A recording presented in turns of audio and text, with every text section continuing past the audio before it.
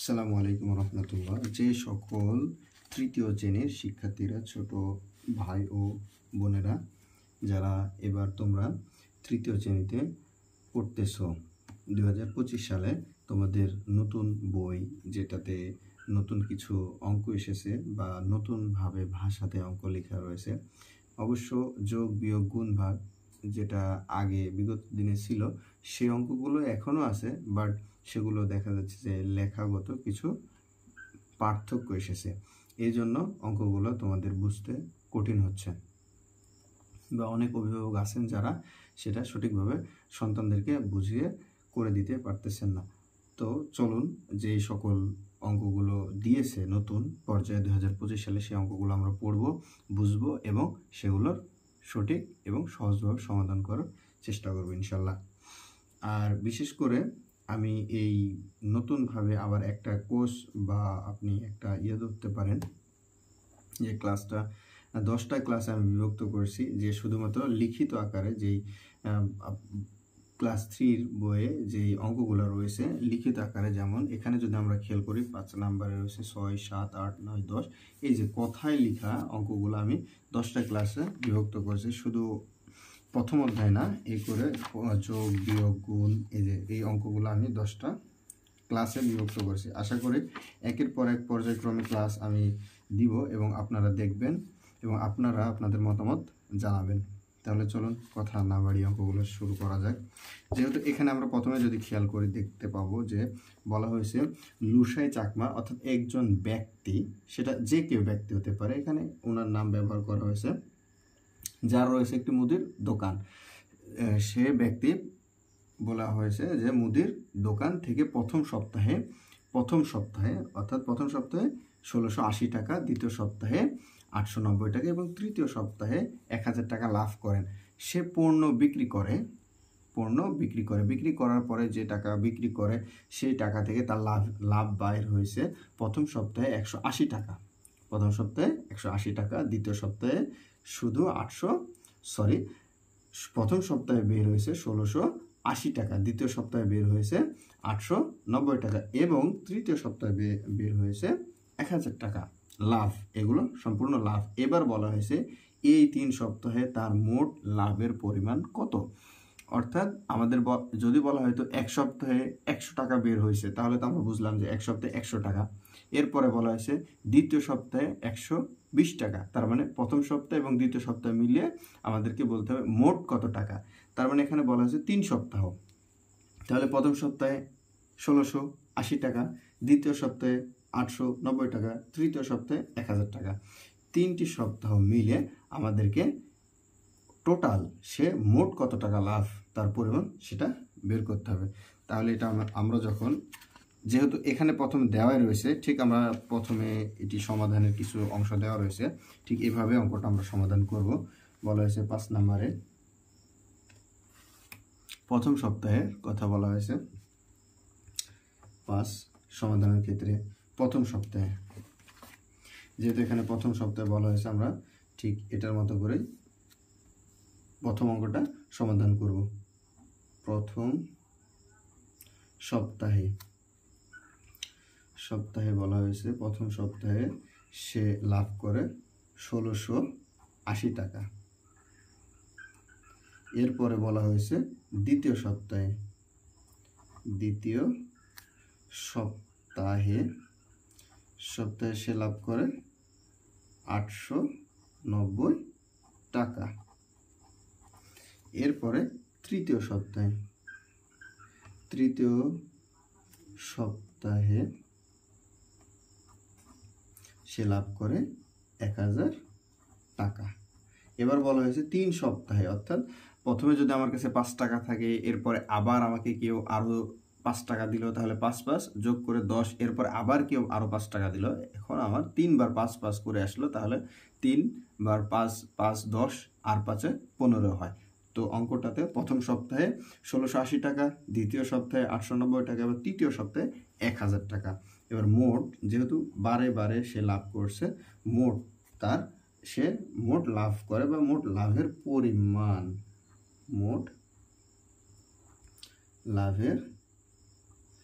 পরিমাণ পরিমাণ এবার আমরা যোগ করব।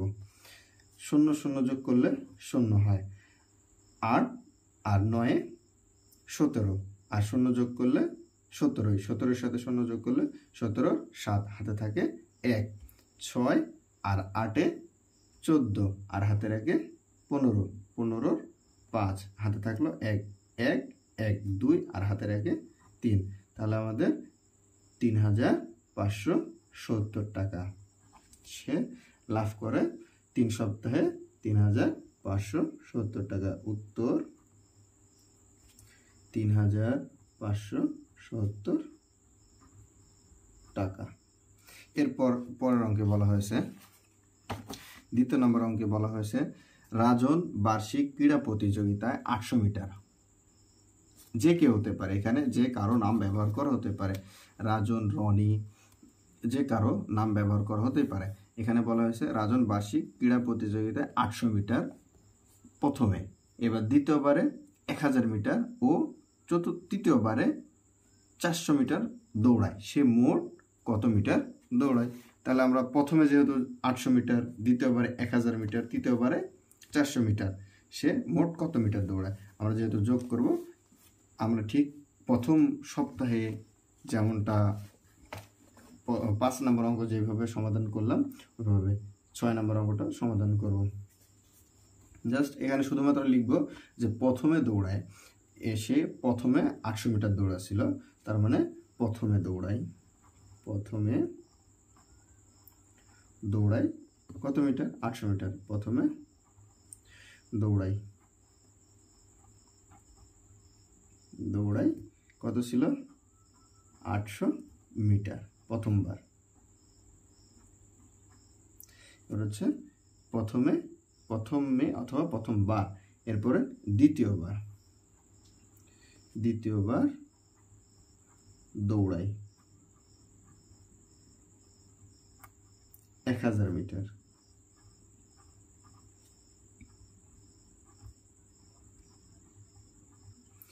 এরপরে তৃতীয়বার দৌড়াই কত মিটার? 400 মিটার। আর বলা হয়েছে সে মোট কত মিটার দৌড়ায়।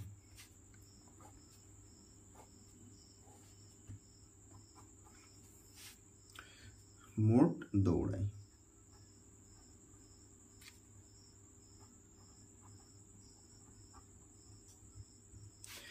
শূন্য শূন্য যোগ করলে 0, 0 0 যোগ করলে 0, 4 আর 8 12 2 হাতে থাকে 1 আর 1 2, সে 2200 মিটার দৌড়ায়। উত্তর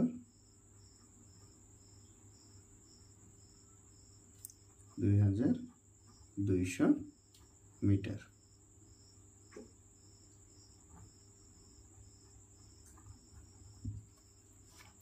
এরপরে এটা 7 নম্বর, এটা ছিল 7 নম্বর অঙ্ক। এরপর 6 নম্বর অঙ্ক, একটি অঙ্ক আমি মিস্টেক করে ফেলছি, এবার 6 নম্বর দেখব। প্রথমে 7 নম্বর করে ফেলছি, 6 নম্বর। লিমা 261 পৃষ্ঠা প্রথমে, দ্বিতীয়বার 275 পৃষ্ঠা, তৃতীয়বার 350 পৃষ্ঠা, 3টি গল্পের বই এক মাসে পড়েছে। সে ওই মাসে কত পৃষ্ঠা পড়েছে? সে প্রথমে পড়েছে কত? লিমা প্রথমে পড়েছে 261 পৃষ্ঠা, দ্বিতীয়বার কত পড়েছে? 275 পৃষ্ঠা, তৃতীয়বার কত পড়েছে? 350 পৃষ্ঠা। তাহলে ঠিক পর্যায়ক্রমে প্রথমবার পড়ে, সে প্রথমে গল্পের বই পড়ে, অর্থাৎ প্রথমবার পড়ে কত পৃষ্ঠা? এখানে দেওয়া রয়েছে 261 পৃষ্ঠা। এবার দ্বিতীয়বার পড়ে কত পৃষ্ঠা? 275 পৃষ্ঠা।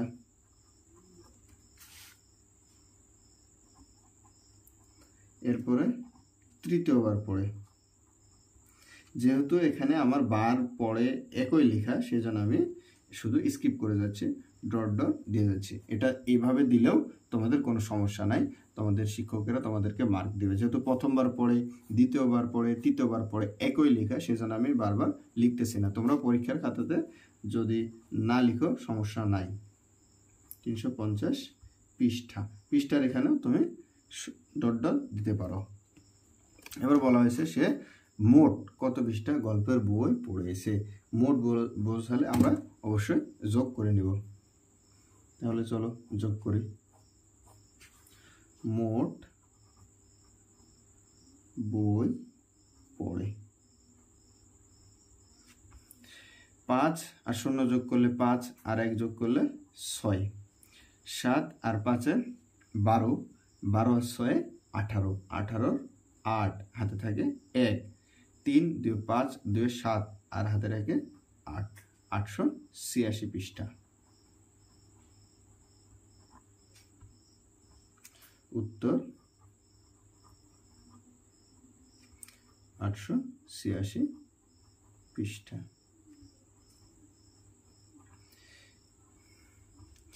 এই ডট ডট দেওয়ার মানে হচ্ছে এই যে প্রথমে দৌড়ায় অর্থাৎ প্রথমবার দৌড়ায়, দ্বিতীয়বার দৌড়ায়, তৃতীয়বার দৌড়ায়, একই লেখা।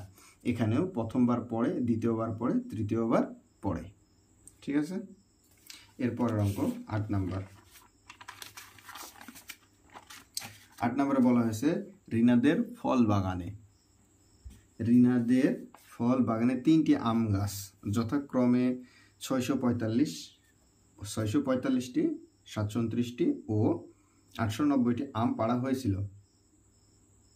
ওই বাগান থেকে কতগুলো আম পাড়া হয়েছে? বলা হয়েছে 3টি যথাক্রমে। তাহলে আমরা লিখব যে প্রথমবার পাড়া হয়, অর্থাৎ প্রথমে আম পাড়া হয়। প্রথমবার আম পাড়া হয়, প্রথমবার আম পাড়া হয়, প্রথমবার পাড়া হয়।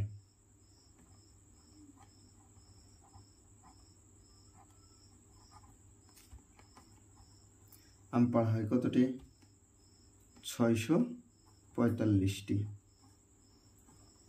এরপরে দ্বিতীয়বার আম পাড়া হয় 729টি। এরপরে বলা হয়েছে তৃতীয়বার আম পাড়া হয়, তৃতীয়বারে কতটি পাড়ে? 890টি, যথাক্রমে প্রথম, দ্বিতীয় এবং তৃতীয়বারে। এবার মোট আম পাড়ে আমরা যোগ করব, তাহলে পেয়ে যাব মোট আম পাড়া হয়, মোট আম পাড়া হয়। 0 আর 9 যোগ করলে আমরা জানি 9, 5 আর 9 14, 4 হাতে থাকে 1, 9 আর 2 11 আর 4 15 আর হাতে থাকে 16, 6 হাতে থাকে 1, 8 আর 7 15, 15 আর 6 21 আর হাতে রাখে 22। তাহলে 2264টি আম পাড়া হয়। উত্তর 2264টি আম পাড়া হয়।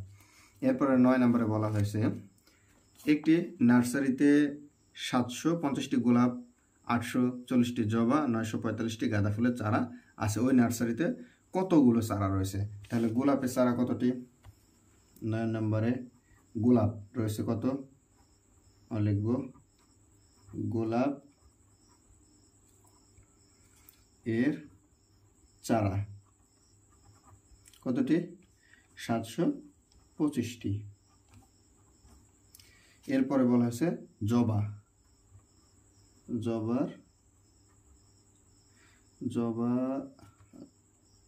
চারা, জবা এর চারা কতটি? 840টি। এরপর তৃতীয়বার বলা হয়েছে গাঁদা ফুলের চারা রয়েছে কতটি? 945টি।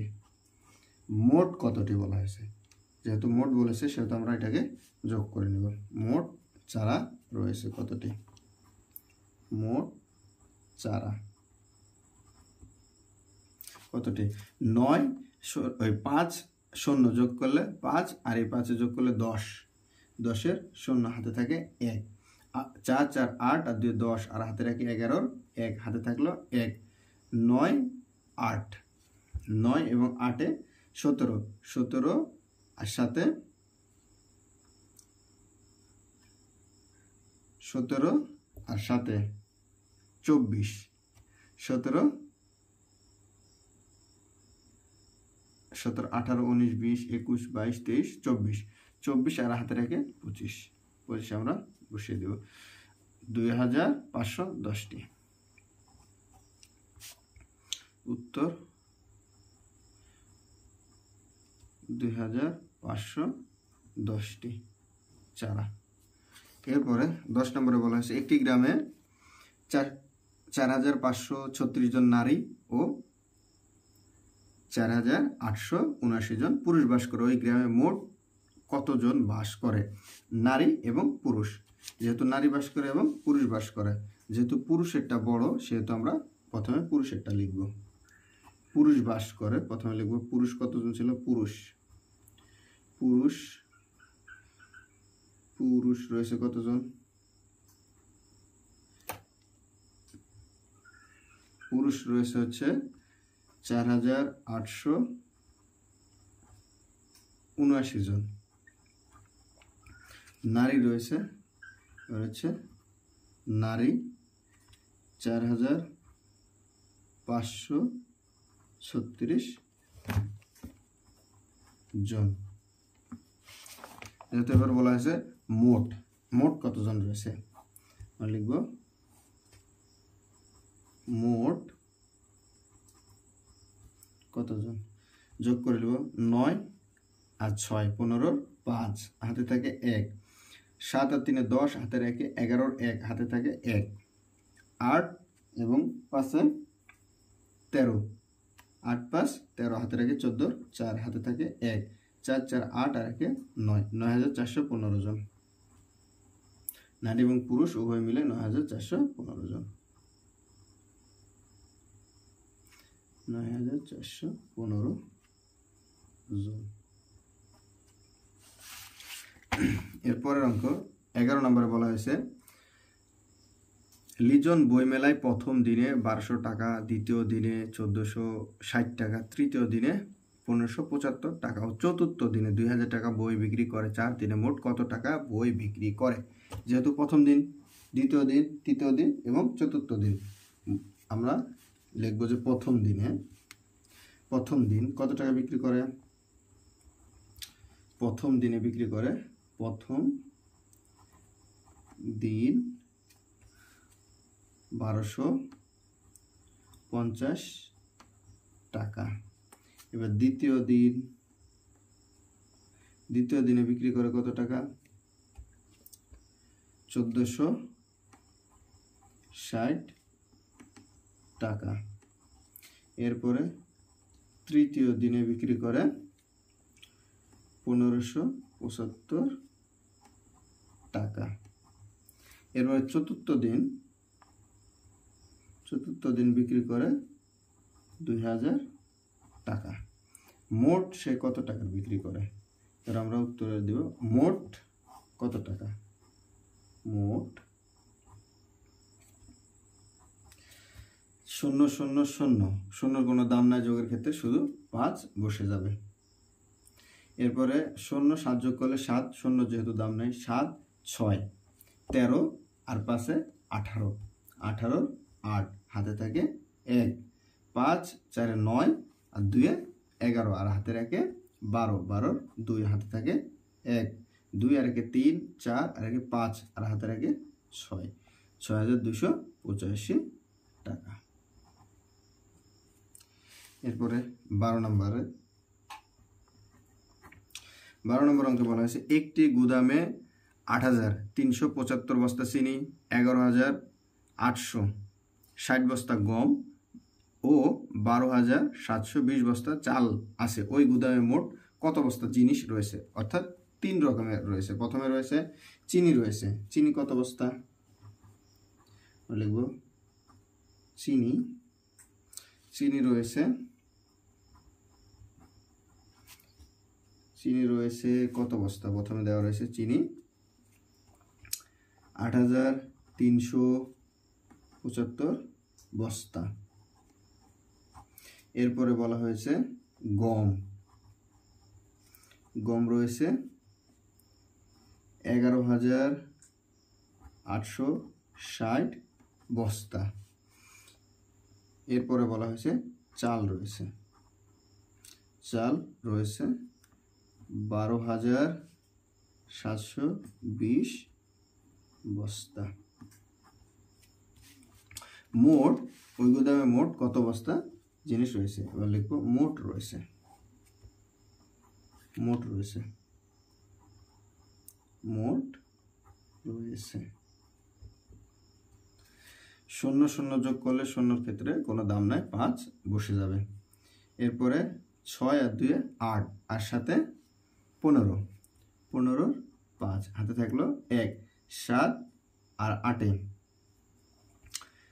15 আর 3 18, 18 আর হাতে রাখে 19 9 হাতে থাকে 1, 2 1 3 আর 8 11 আর হাতে রাখে 12, 2 হাতে থাকলো 1 1 1 2 আর 1 3, 32955 বস্তা। সর্বমোট জিনিস রয়েছে 32955 বস্তা, 32955 বস্তা। এই জায়গাতে বলা হয়েছে 13 নম্বর অঙ্কে 355 যোগ 180 যোগ 489, এবং এখানে একটি ব্র্যাকেট দেওয়া রয়েছে যেটা খালি ঘর। আবার পরবর্তীতে বলা হয়েছে বাক্যটি দিয়ে একটি গল্প তৈরি করো। এখানে বলা হয়েছে বাক্যটা দিয়ে একটি গল্প তৈরি করো। তুমি এইভাবে লিখতে পারো গল্পটি। তোমাদের প্রথম শ্রেণীতে শিক্ষার্থী রয়েছে 355 জন, দ্বিতীয় শ্রেণীতে শিক্ষার্থী রয়েছে 180 জন এবং তৃতীয় শ্রেণীতে 489 জন শিক্ষার্থী রয়েছে। তোমাদের স্কুলে মোট কতজন শিক্ষার্থী রয়েছে? চলো তাহলে 13 নম্বর। একটি বিদ্যালয়ে প্রথম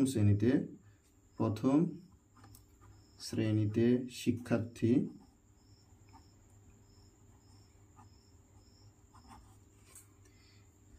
355 জন, এবার হচ্ছে দ্বিতীয় শ্রেণীতে 180 জন ও তৃতীয় শ্রেণীতে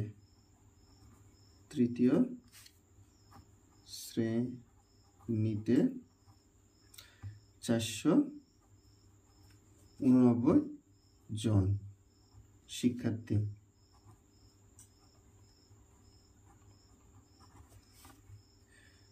মোট কতজন শিক্ষার্থী রয়েছে?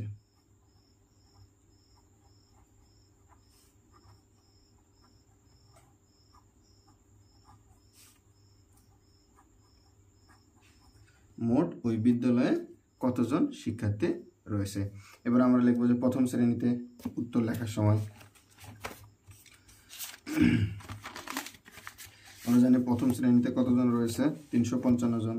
এবার লিখবো প্রথম শ্রেণীতে সমাধান।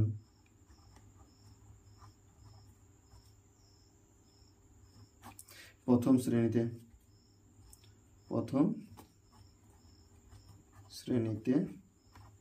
কতজন? 355 জন। এরপরে দ্বিতীয় শ্রেণীতে 180 জন। এরপরে তৃতীয় শ্রেণীতে 489 জন। এবার মোট রয়েছে, মোট শিক্ষার্থী 9 আর 5 যদি যোগ করি 14, 14 4 হাতে থাকে 1, 8 8 16 আর 5 21, 21 আর হাতে রাখে 22, 22 2 হাতে থাকে 1, 4 আর একে 5 আর 3 8 আর হাতের একে 9, 924 জন। উত্তর 924 জন। আশা করি অঙ্কগুলো তোমরা পরিপূর্ণভাবে বুঝতে পেরেছো। এর পরবর্তীতে ক্লাস তোমাদের পরবর্তী বিয়োগ অধ্যায় থেকে আসবে ইনশাল্লাহ। তোমরা পরবর্তী ক্লাস পাওয়ার জন্য আমার যদি ইউটিউব থেকে দেখে থাকো তাহলে অবশ্যই সাবস্ক্রাইব, লাইক এবং তোমাদের মতামত কমেন্ট করে জানাবে। ধন্যবাদ সাথে থাকার জন্য, ধৈর্য ধরে ক্লাসটা দেখার জন্য। আসসালামু আলাইকুম ওয়া রাহমাতুল্লাহ।